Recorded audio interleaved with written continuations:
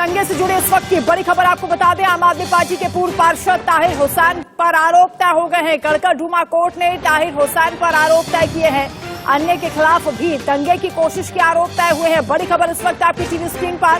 ताहिर हुसैन पर आरोप तय कर दिए गए हैं क्योंकि जिस तरीके से घर से हथियारों का जखीरा बरामद हुआ था उसको लेकर कई तरह के सवाल उठे थे, आरोप लगे थे। आरोप तय हो गए हैं कड़कड़डूमा कोर्ट की ओर से।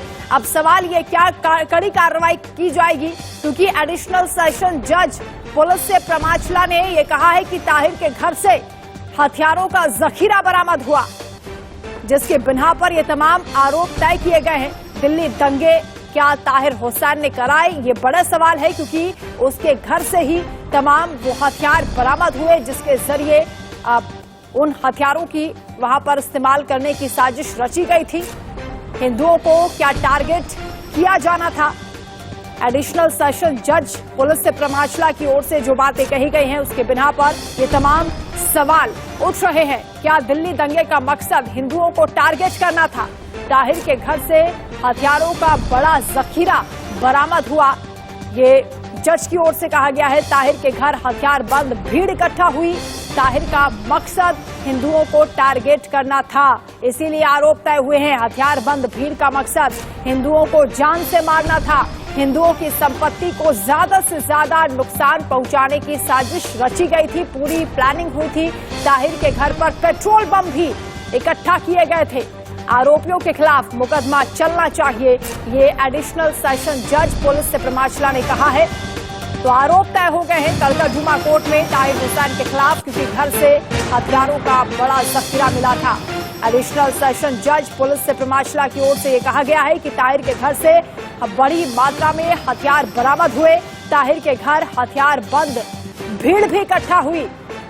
ताहिर का मकसद हिंदुओं को टारगेट करना था। हथियार बंद भीड़ का मकसद हिंदुओं को जान से मारना था, यानी पूरी तरह से जो प्लानिंग रची गई थी उनके टारगेट पर हिंदू थे, उन्हें ज्यादा से ज्यादा नुकसान पहुंचाने की साजिश की गई थी। ताहिर के घर पर पेट्रोल बम भी इकट्ठा किए गए थे।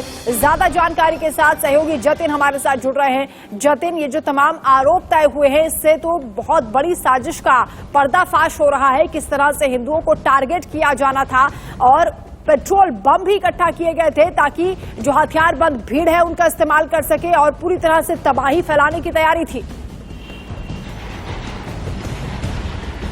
देखिए, बिल्कुल साल 2020 में जो हुआ और ताहिर हुसैन पर जो आरोप लगे, अब क्योंकि वो आरोप तय हो गए हैं तो इसका सीधा मतलब है कि जो कुछ दिल्ली पुलिस ने अपनी चार्जशीट में कहा था वो अब कोर्ट ने भी मान लिया है। मैं आपको बता दूं कि मैं ठीक उसी जगह पर मौजूद हूं जहां पर ये सब कुछ हुआ था, जिसमें 120 जो धारा होती है साजिश रचना, एक वर्ग के खिलाफ ये साजिश रची गई थी, जिस तरह का आरोप ताहिर हुसैन पर लगा। ताहिर हुसैन की ये बिल्डिंग है, मेरे ठीक पीछे ये वो फैक्ट्री दरअसल हुआ करती थी उस समय, जिसका वीडियो भी वायरल हुआ था, जिसमें साफ तौर पर दिखाई दे रहा था कि किस तरह से यहाँ से पूरी साजिश का ताना बाना रचा गया। पेट्रोल बम एकत्रित करके रखा गया, तेजाब के पैकेट एकत्रित करके रखे गए। अंकित शर्मा जो आईबी के अधिकारी थे उनकी हत्या का ताना बाना बुना गया। इसके अलावा ये भी बता दें कि पत्थर जो है वो भारी संख्या में एकत्रित करके रखे गए थे एक वर्ग को निशाना बनाने के लिए। कहाँ ये सब कुछ हुआ था? इसी इलाके में हुआ था।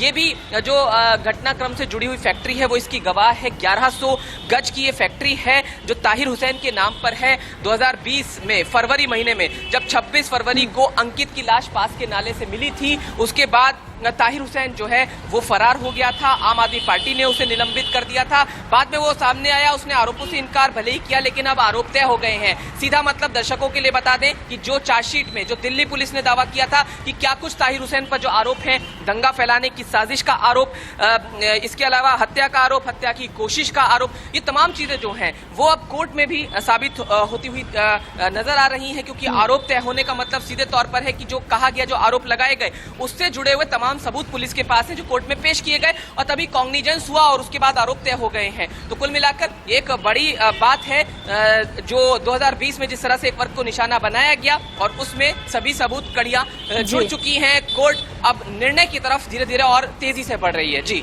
बिल्कुल जतिन, आगे क्या कार्रवाई होगी उस पर भी नजर बनाकर रखेगा।